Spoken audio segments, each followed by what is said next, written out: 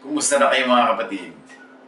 Right now, iniisip ko ang day by day, Houston, Texas. Kumusta kayo dyan? Mga manang Nancy, mga Kuya Bobet at mga kasamahan.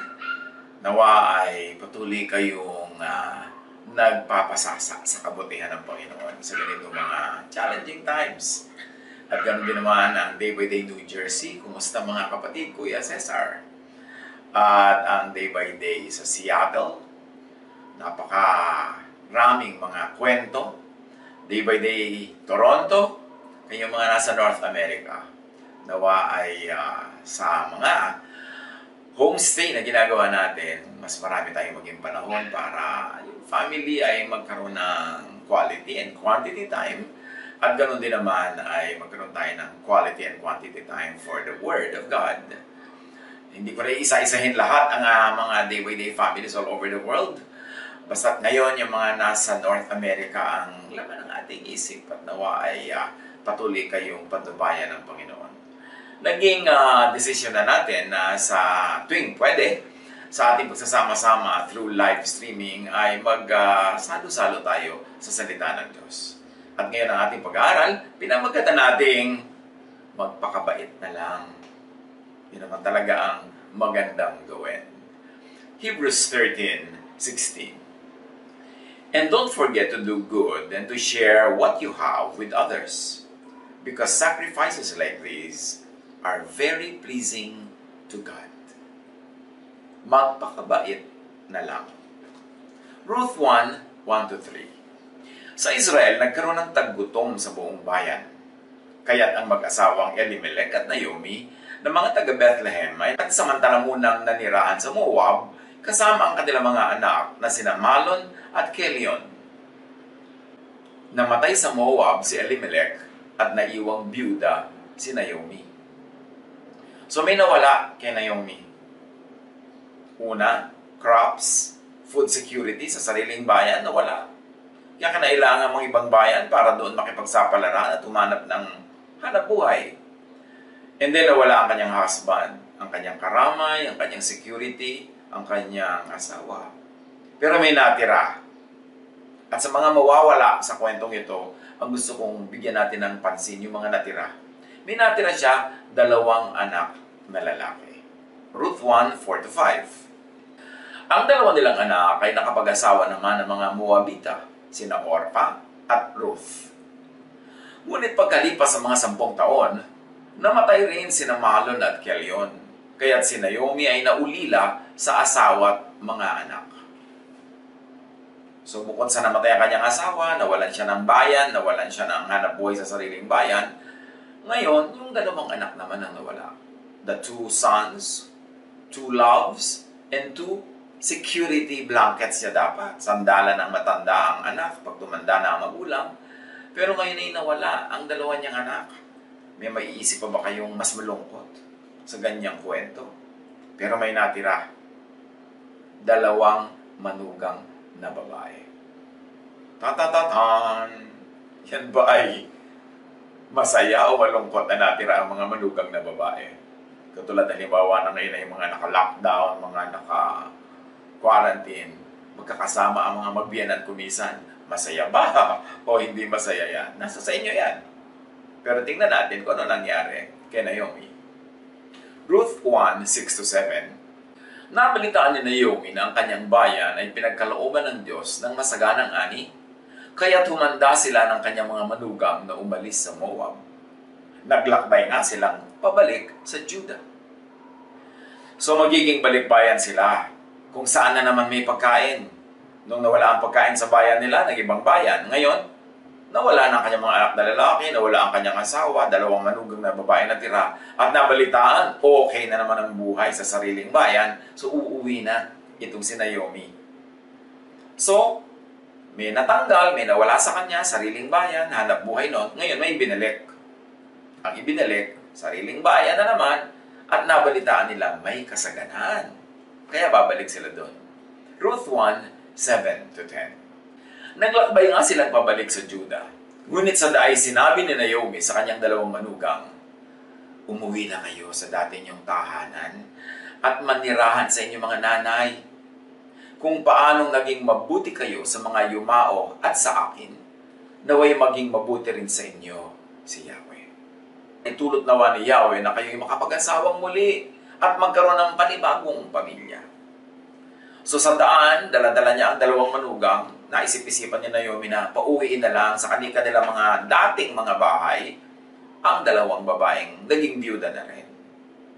At sabi niya kung paano kayo naging mabuti sa mga anak kong yumao, maging sa aking husband na yumao, sa akin, yun nawa ang isukli sa inyo ni Yahweh. Di ba napakagandang policy yun? Na maging mabuti tayo lagi, magpakabait na lang, magpakabait. Para yun ang isukli sa atin ni Yahweh sa mga panahon na kailangan natin naman ng kabaitan ng kapwa sa atin. At sila'y hinagkan ni Naomi bilang pamamaalam. Here we see letting go. Isip niyo si Naomi na wala ng asawa, na walang dalawang anak, dapat kapit-tuko na siya sa kanya dalawang manugang. Parang, ako na lang ang alagaan niyo, ako na lang ang intindihin ninyo. Pero, here is a very mature kind of love. Letting go. Sabi niya, nawa, umuwi na kayo sa inyong mga sarili-sariling nanay. Nawa, makapag-asawa pa kayo, total mga bata pa kayo. At ang lumigaya pa kayo sa buhay. Magkaroon kayo ng mga second chances at happiness. Hayaan niyo na akong matandang uuwi sa sarili kong bayan. Letting go of what could really not be one's own could be very liberating. Ano ang mga nakasanayan natin na nandyan na hindi naman talaga atin, hayaan nating lumipad, lumaya, para sila man ay magkaroon ng mga sariling buhay. Yan man ay tao, bagay o anuman na hindi naman talaga atin, willing tayo dapat na pawalan, to let go. And then, she gave a blessing. Anihin ang tanim na kagandahang loob nyo sa akin, sa aking asawa, sa inyong mga asawang aking mga anak. So, napakabait na biyanan nitong si Naomi. Ngunit, napaiyak ang mga manugang at sinabi sa kanya, hindi namin kayo iiwan. Sasama kami sa inyong bayan. So, mabait na biyanan nga ito kasi biruin nyo, ayaw iwan ng mga manugang. At mababait din ang mga manugang, ha? Ayaw iwan ng biyanan na matanda na. Ruth 1:11. Sumagot si Naomi, mga anak, huwag na kayong sumama sa akin. Bumalik na kayo sa inyong mga magulang. Hindi na ako magkakaanak pa upang inyong nga pangasawa. Kasi yun ang kaugalian ng araw, pag namatay yung anak mong lalaki, at may iba ka pang anak na lalaki, pakakasalan nila yung nabiyuda nilang hipag. Ruth 1:14-18. Pagkasabi nito'y lalo silang nag-iyakan at hinagkan ni Orpa ang kanyang biyanan at nagpaalam na. Ngunit nagpaiwan si Ruth. So yung Orpa, konting tulak lang, pumayag na, umuwi na. Yumakap na, beso-beso, hug-hug, tapos umuwi na sa kanyang nanay. Pero si Ruth hindi. Matibay ang kanyang paninindigan na hindi niya iiwan ang kanyang biyanang babae. Sinabi ni Naomi kay Ruth, ang bilas mo'y nagbalik na sa kanyang bayan at sa kanyang mga Diyos. Umuwi ka na rin. A very selfless kind of love, this Naomi. Yun ang pag-ibig niya sa kanyang manugang. Sabi niya, syempre, mas maginhawa naman ako kung nandiyan ka. Meron akong assistant, may mag-aalaga sa akin. Pero sige na, start your own life again. Umuwi ka na. Tulad ng iyong bilas. Sumagot si Ruth, huwag po ninyong hilinging iwanan ko kayo.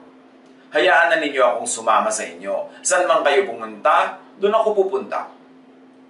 Kung saan kayo tumira, doon din ako titira. Ang inyong bayan ang magiging aking bayan. Ang inyong Diyos ang magiging aking Diyos. Kung saan kayo mamatay, doon ako mamamatay. At doon din ako malilibing. Parusahan sana ako ni Yahweh ng pinakamabigat na parusa kung papayagan kung magkalayo tayo, maliban na lamang kung paghiwalayin tayo ng kamatayan. Nang matiyak ni Naomi na hindi talaga magbabago ang isip ni Ruth na sumama sa kanya, hindi na siya tumutol. Si Ruth wagas ang pagmamahal niya sa kanyang biyanan. Talagang hindi siya mapipigil, hindi siya maaawat. At may lesson na binibigay din sa atin si Naomi.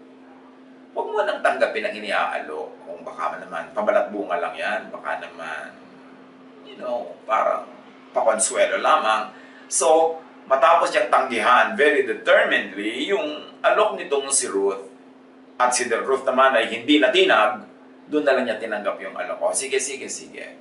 Magsama na tayo sa ating buhay na ito, biyahe na pauwi sa Jerusalem or sa Bethlehem sa Judah. Ruth 1:19-21. Kaya't nagpatuloy sila ng paglalakbay. Pagdating nila sa Bethlehem, nagulat ang lahat. Hindi ba't si Naomi ito? Tanong ng mga kababaihan. Sumagot naman si Naomi. Bakit kayo nandyan? Hindi ba merong physical distancing? Bakit kayo nagchichismisan dyan? Dagdag ko lang yun. Hindi yun ang nasa verse. Sumagot naman si Naomi, huwag na ninyo akong tawaging Naomi. Tawagin ninyo akong Mara, sapagkat ako'y pinabayaang magdusa ng makapangyarihang Diyos. Masagana ang buhay namin ni Elimelech nang umalis dito. Ngunit ibinilig ako ni Yahweh na walang anumang dala. Huwag na ninyo akong tawaging Naomi sapagkat ako'y binigyan ng makapangyarihang Diyos ng matinding kasawian sa buhay. So yung mga pangalan nila may ibig sabihin. Yung Naomi, maaaring ibig sabihin niya ni wow, blessed yan, masagana. So niya, huwag yan. Yung pangalan ko ay bitter. Call me Mara. So, sabi niya, itong aking mga hirap, itong mga dagok na ito, ay bigay ng poong may kapal, the Lord God. It was only an impression of Naomi. Don't make a doctrine out of this. You know, a Jewish religious point of view. Sa mga point of view kasi ng mga Hudyo noong unang panahon, lahat ng bagay galing sa Diyos. Kaya kahit dago, kahit sakit, kahit masamang espiritu, galing sa Diyos. Kasi wala silang ibang mapagparoonan kung saan namang gagaling ang anumang bagay. Kaya pati yung evil spirit na sinasabi na and the Lord God sent an evil spirit to torture soul, yun naman pala yun ay isang uri ng deep depression, acute depression. Pero sabi nila, an evil spirit came from God. You don't have to make a doctrine of this. This is what they thought. Yun ang iniisip nila. At hindi naman lahat ang iniisip nila ay tama dahil mga tao rin sila nag-iisip. At recorded lang naman sa scripture yung mga sinabi at inisip nila. At sabi nitong si Naomi, dinagukan ako ng Diyos, pinahirapan ako, so huwag niya na akong tawaging Naomi. Ruth 1:22. Yan ang nangyari, kaya't mula sa Moab ay nagbalik si Naomi kasama si Ruth, ang manuwagang niyang Moabita. Nang dumating sila sa Bethlehem, ay simula na ng anihan ng sebada. Ang ganda ng timing, maganda ang senyales, kasi pagdating nila harvest season.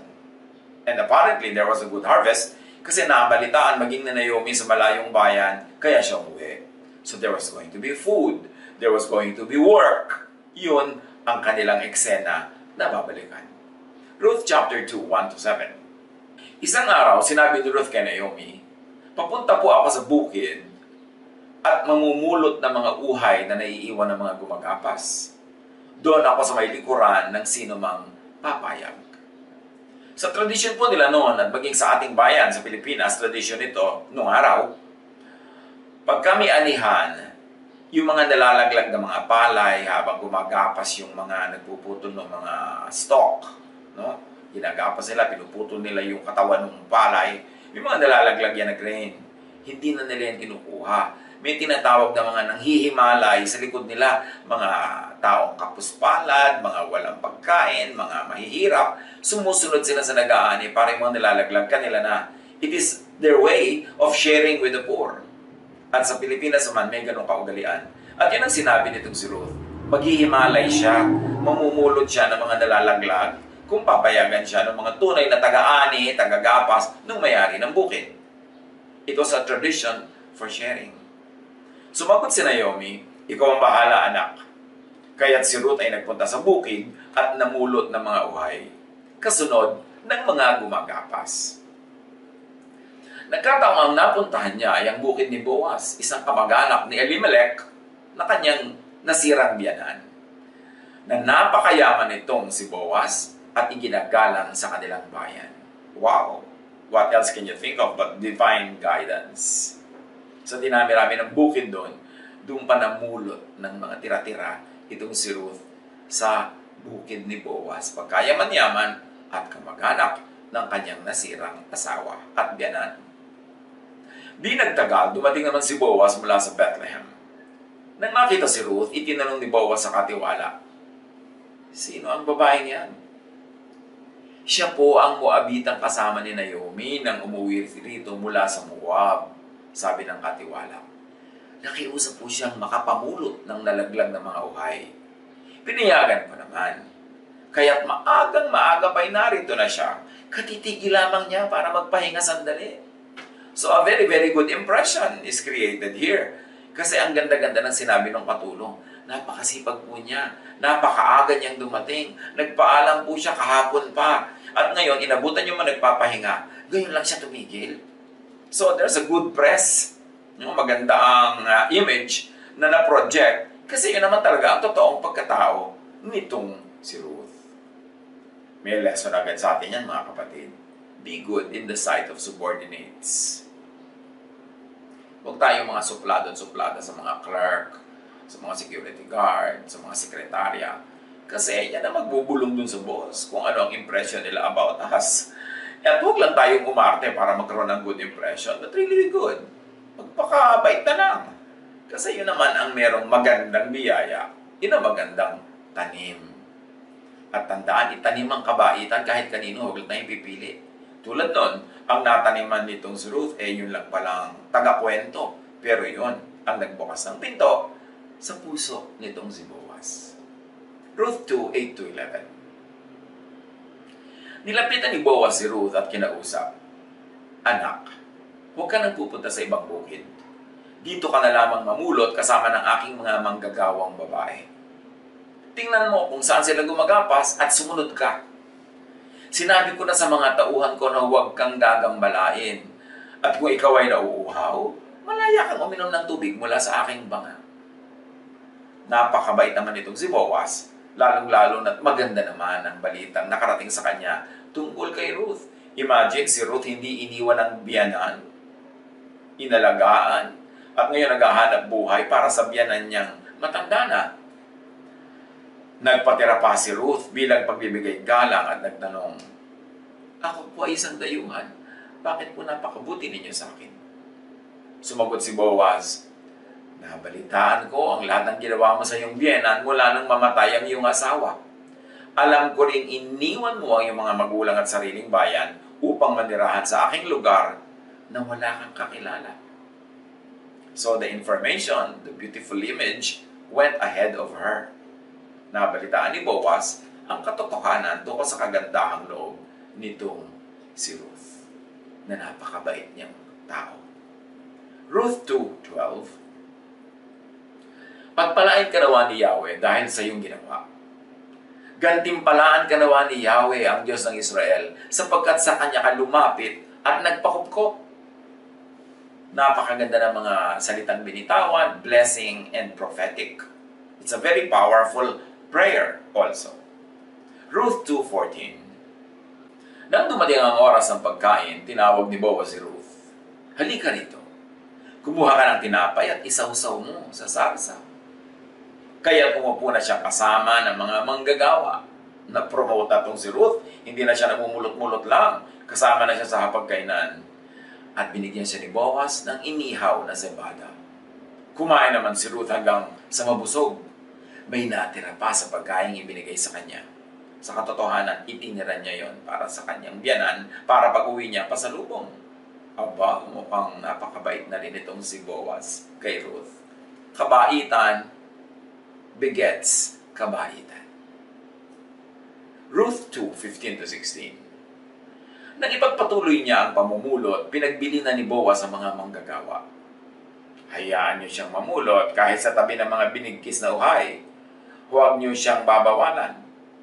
Maglaglag kayo ng mga uhay mula sa binigkis para may mapulot siya." Ulit, di ba? Mukhang nagiging napakabait naman itong si Papa Boaz dito kay Mama Ruth. At sabi niya, huwag niyong pipigilan kahit ang kuhanin na niya yung tunay na harvest ng mga naitali niyo na. Hayaan niyo lang siya. Huwag na huwag ninyo siyang gagambalain. Ruth 2:17-18. Si Ruth ay namulot hanggang gabi. At pagkatapos ay giniig niya ang kanyang napulot. Halos 5 salop na cebada ang nakuha niya. Umuwi si Ruth at ipinakita sa kanyang biyenan ang naipong sebada at iminigay pa niya sa matanda ang lumabis niyang pagkain. Yan nga ba? Itiniran niya pa yung meal niya para paghatian niya at bigyan niya yung biyenan niya pag-uwi. Pero ninyo, ang dami-dami niyang napulot. Tapos, hindi pa siya umuwi. Giniik niya para pagdating sa bahay nila, ready na to cook. No? Pagkatapos ipinakita niya, 5 salok. Ang laki nun, ha? Mabait talaga si Ruth. Pati yung lunch niya na ipinakain sa mga manggagawa, hinati pa niya para may maiuwi sa biyanan. Kasi alam niyo, pagka may mga paani, may harvest, masarap ang pakain. May kanta nga tayo nun kung saan may patanim, doon masarap ang pagkain. Ganon din naman, kung saan may paani, doon masarap ang pagkain. A golden heart. Napakabait na babae. Ano-ano naman ang mga lesson na pwede nating mapulot sa kwentong itong bukod sa nakaka-inspire, ay talaga namang punong-puno ng lesson. By the way, alam na natin, ang naging ending pinakasalan ni Boaz itong si Ruth, naging first lady, at naging first biyanan itong si Naomi. Naging mariwasana ang kanilang buhay, maginhawa, pero ang pinagdaanan nilang hirap, hindi biro.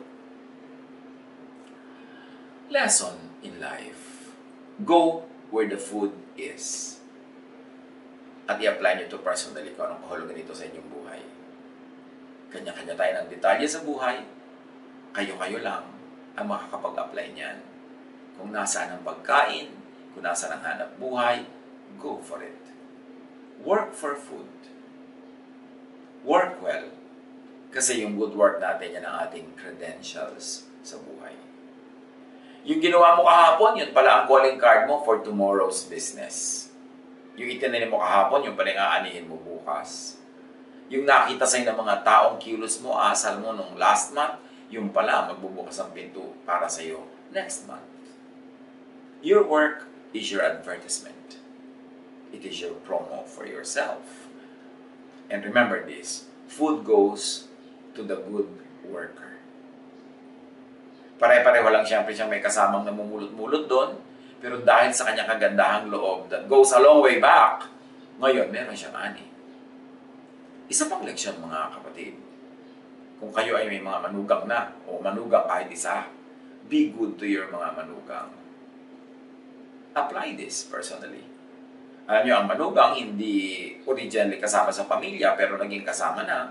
Kumbaga, napasabit na siya doon, napasama na siya. So, sa buhay din natin, maraming sabit, maraming napasama na lang. Be good. Kasi, hindi mo naman alam kung sino dyan sa mga kasama mo ang magiging Orpah, sino ang magiging Ruth. Be good. Napakabait at napakabuti nitong si Naomi. At siya ay umani ng mabuti. Kaya ang itanim sa puso ng manugang, ng anak, ng kapitbahay, ng hindi man lang kakilala, ay mabuti. Parang aanihin mo rin, mabuti. Kung ano itinatanim, yun ang inaani. At na-bless si Naomi kasi mabait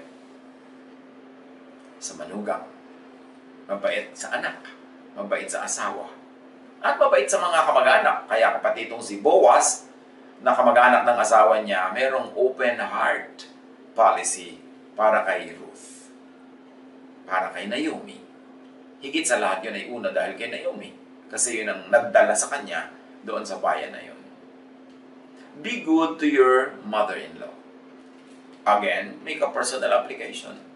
Kung alin, sino ang maituturing na mother-in-law ng inyong buhay. Yan ba ay totoong mother-in-law o talaga lang naging relasyon nyo dahil kamag-anak ng mahal nyo sa buhay o kaibigan ng inyong kaibigan? Ganon din yun. Merong isang namamagitan between you and that person kaya nagkaroon kayo ng connection. Be good to that person. Kasi kung mabuti ka sa iyong mother-in-law, it means being good to your asawa and to yourself. Kasi lahat ng yan, sa'yo rin at sa'yo rin babalik. Ang dumudura sa langit, siya ang nagduduraan niya ang sarili niyang mukha. Kung ano man ang ating pinapawalan, yun ang bumabalik, nagbubumerang sa ating buhay. So, na-bless si Ruth kasi mabait. Mabait sa biyanan. At mabait na masipag pa. Meron naman kasi dyan, mabait pero tamad. Meron naman, masipag, pero hindi mabait. So, hindi mo malaman kung itutulak mo o kakabigin. So, magsipag na, mabait pa. It's a decision. Every time you wake up, every time that the hours pass, you decide kung magiging masipag o tamad. You decide kung magiging mabait o hindi mabait. So, decide to be mabait and masipag. Kasi nagtatanim ka para sa future. Future ng iba, future mo. Ba't ka magtatanim ng negative? Ikaw din ang aanin nun. And very importantly, go to and stand, sit, or camp in the path of blessings.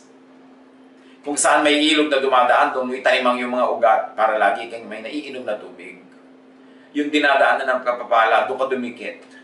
Yung mga tao, nakita-kita mo na blessed, ang ginagawa nila, pinagpapala ng Panginoon, mabunga, matagumpay, doon ka sumama. Kasi madadamay ka kung negative siya, at madadala ka rin naman kung positive siya. Psalm 1, 1-3. Great blessings belong to those who don't listen to evil advice, who don't live like sinners, and who don't join those who make fun of God. Instead, they love the Lord's teachings and think about them day and night. So they grow strong like a tree planted by a stream, a tree that produces fruit when it should, and has leaves that never fail. Everything they do is successful. Pag daw ikay maka-Diyos, mabait, mabuti, daig mo pa ang puno na nakatanim sa tabi ng batis. Para kang puno na laging nakasausaw sa ilog, sa tubig ang iyong mga ugat. Ang mga dahon mo hindi natutuyo. Pag panahon ng pamumunga, namumunga ka, lahat ng ginagawa mo, mabunga. Maraming aral na applicable sa ating present situation ngayon. Isa doon, gumugulong ang buhay, paiba-iba. Dumana si Naomi ng masarap na buhay kasama ang kanyang asawa at ang kanyang mga anak sa sariling bayan. Pero naiba, gumulong ang gulong ng buhay. Naging mahirap ang buhay nila ng ibang bayan, nakipagsapalaran doon. And then, nakaranas naman ng konting unlad, konting saya, nagkaroon ng mga manugang. Pero namatay naman yung asawa. At makalipas ang 10 taon, namatay yung 2 anak. Gumulong uli ang buhay, pupunta sa lungkot. Pero, nakabalita naman siya na wow, okay na uli ang buhay sa sariling bayan. Marami na uling ani, may hanap buhay. So bumalik naman siya. Naiba na naman uli ang buhay niya. Mga kapatid, yun ang buhay. Parang gulong. Minsan tama ka sa hindi masarap, nalulubog ka konti sa kanal. Minsan naman ang ganda-ganda ng dinadaanan mo, nasa ibabaw ka, minsan nasa ilalim. Ganun ang buhay. Accept it as part of life. Don't fight it. Don't make it an issue. Kasi, mahirapan ka lang. Ganun talaga. Flow na lang. Maki-flow ka na lang. At dahil talagang yun ang agos, huwag mo nalang labanan and get the most out of it. At hindi lahat ng nangyayaring mahirap ay parusa ng Diyos. Kasi mabait ang Diyos. Hindi siya mahilig magparusa. Hindi siya madaling magalit. Katulad ng ipinapakita ng mga religions. Lagi kang pinapagilty, lagi kang pinagsisisi, lagi ka na lamang na pinag-aayuno. Hindi mo na malaman kung alin sa mga kasalanan mo ang dahilan, kung ba't umulan, ba't bumagyo, bakit nagkaroon ng tsunami, ba't may pumutok na bulkan. Nangyayari talaga yun, natural lang yun. Hindi mo kailangan isisi sa iyong sarili. Bagamat may mga talagang pagkukulang tayong dapat pag-aralan, dapat natalikuran, dapat nalinisin sa ating buhay. Pero hindi naman laging ikaw ang may kasalanan kaya nagkakaganyan yung planeta. Nadadagdagan ang guilt feelings, nadadagdagan ang takot. Dahil mo, anong laban mo sa Diyos kung galit sa iyo ang Diyos? Pero no, hindi mo gagalitin ang Diyos. Nangyayari lang talaga yan. Akala lang ni Naomi, pinapagalitan siya ng Diyos. Pero, interpretation niya yun. At yun ang culture nila, yun ang paniniwala nila. But it doesn't have to be sound doctrine para paghahawakan natin at i-apply sa ating mga buhay. Creation moves by its own God-designed preset natural law by causes and effects.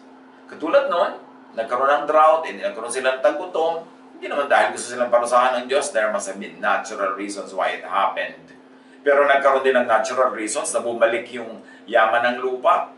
Hindi naman sinabing parusahin ng Diyos o ganyang palahin ng Diyos. Ganun talaga yung nature, it runs in cycles. Merong end ang time, merong end ang cycle, at merong beginning ng bagong time, bagong cycle. So, just make the most out of whatever cycle you are into at the moment. Walang personalan.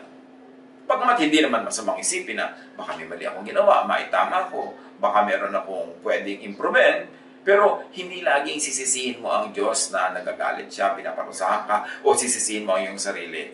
Ganun talaga ang nature. Paiba-iba, may mga seasons, may mga panahon. Pero ang lahat, bumabalik din sa dati. Nagbabalanse. At yung impression ni Naomi na dinagukan siya ng Diyos ay personal impression lang niya. Cultural, religious belief lang yon. Hindi kailangan gawin natin yun na universal doctrine at i-apply sa buhay natin na tuwing may nangyayaring nahihirapan tayo ay galit ang Diyos. Ano ba ang Diyos? Isip bata na tuwing nagagalit siya, paparusahan niya lahat at random. Lahat na lang magdurusa dahil galit siya sa konti o may mga nagkamali. Yung impression na ibinibigay ko minsan ng religious doctrine about God is very wrong. Very unfair to God. Na ipapakilala mo siya na parang laging magagalitin. Anong laban mo sa Diyos pa siya nagalit? So matatakot ka. Ang sabi niya, fear not. Comfort my people. Sabi sa Bible, I know the plans I have for you. Plans to give you hope, a future. Plans to, not to harm you, but to prosper you. Yun ang panghawakan natin, hindi pananakot ng maraming religious leaders na tawag ng katakot-takot na walang katapusang paulit-ulit na repentance and fasting. Ito na lang may puputok na bulkan, repentance. Ito meron na lang tsunami, repentance. Work of nature yan eh. Tingnan natin kung anong pananagutan natin. Kaya nagkakaganon yung nature na i-imbalance para yung contribution natin, mai-correct natin, mai-balance yun, at tumama ang lahat. Pero hindi mo kasalanan na may bulkan. Wala pang tao, may bulkan na. Wala pang relihiyon, may bulkan na, may tsunami na. Except that we were not there to know it and to record it. Huwag nating bigyan ng bad image ang Diyos. Siya ay maibigin. Siya ay mapagpatawad pa man kahit na tayo ay nagkukulang, nagkakasala, at hindi siya natutuwa na nahihirapan ang kanyang mga anak. Ang dapat natin gawin, adjust. Use our intelligence. Use wisdom to make the most out of the little that is available at the moment. Yung hanapin, katulad nila Naomi, walang pagkain sa bayan nila, ng ibang bayan, na wala sa kanilang sariling tinitirahan, umuwi sa sariling bayan. Adjust. Ganun lang yun. Huwag natin sobrang i-dramatize.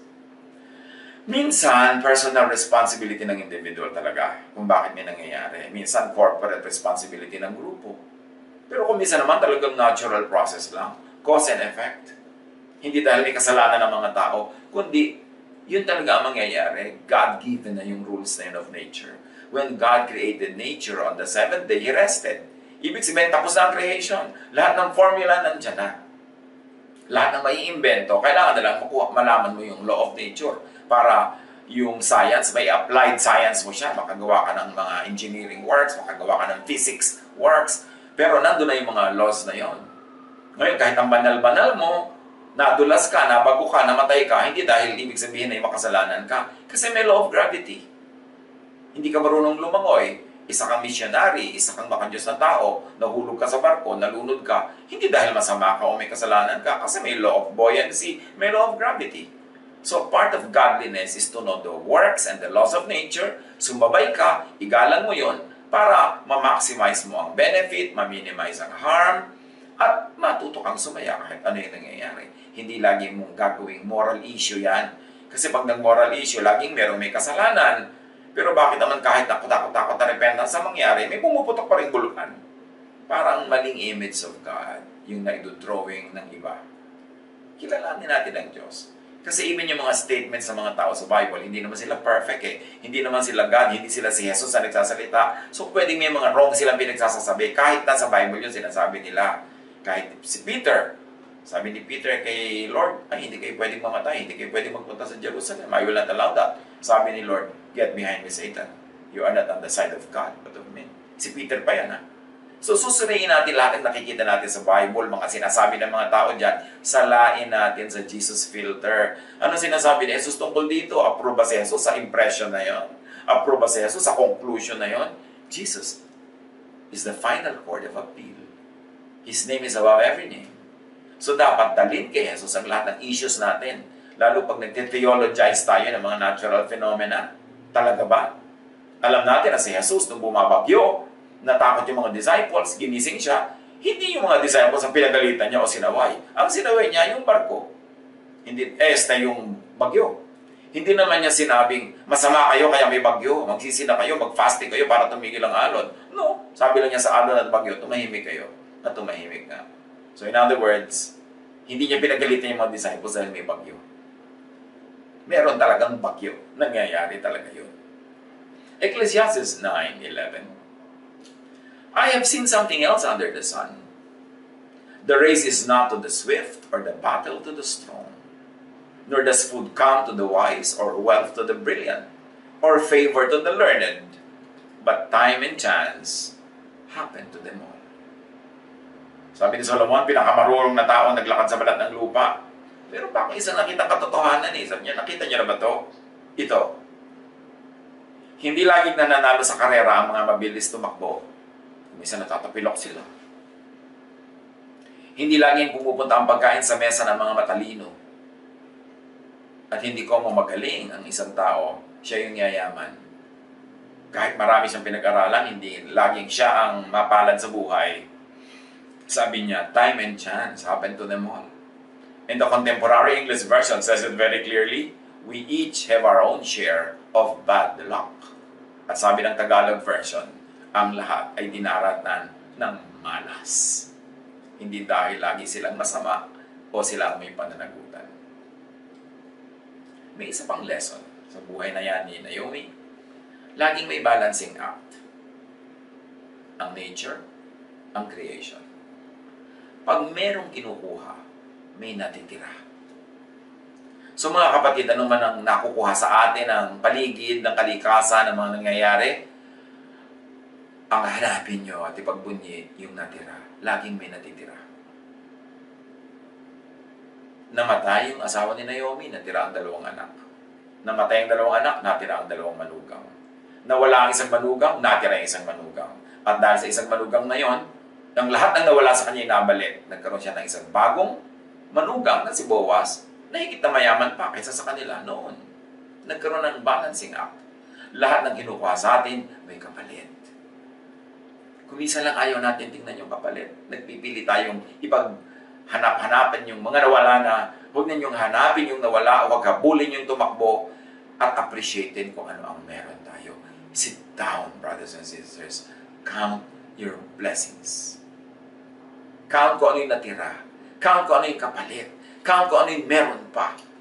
At after counting your blessings, share your blessings. Yan ang importanteng gawin natin.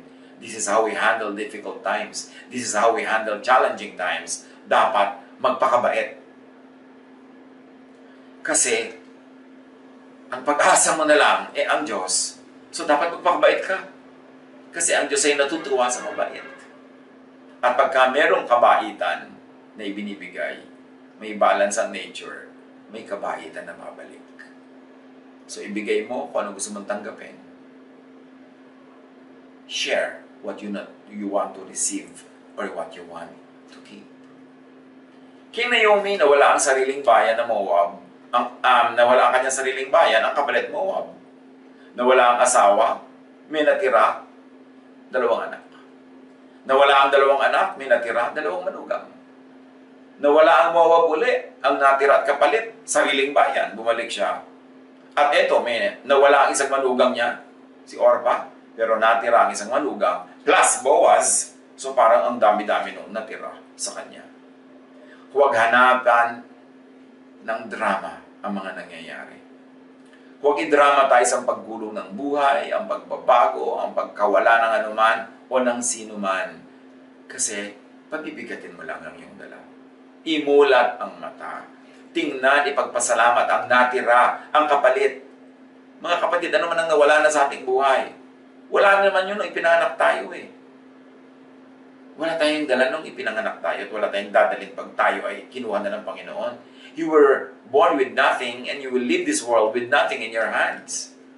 Kaya ang mahalaga, huwag na nating masyadong ipag-sentimiento yung mga nawala. Pasalamat na lang tayo, nahiram natin sandali.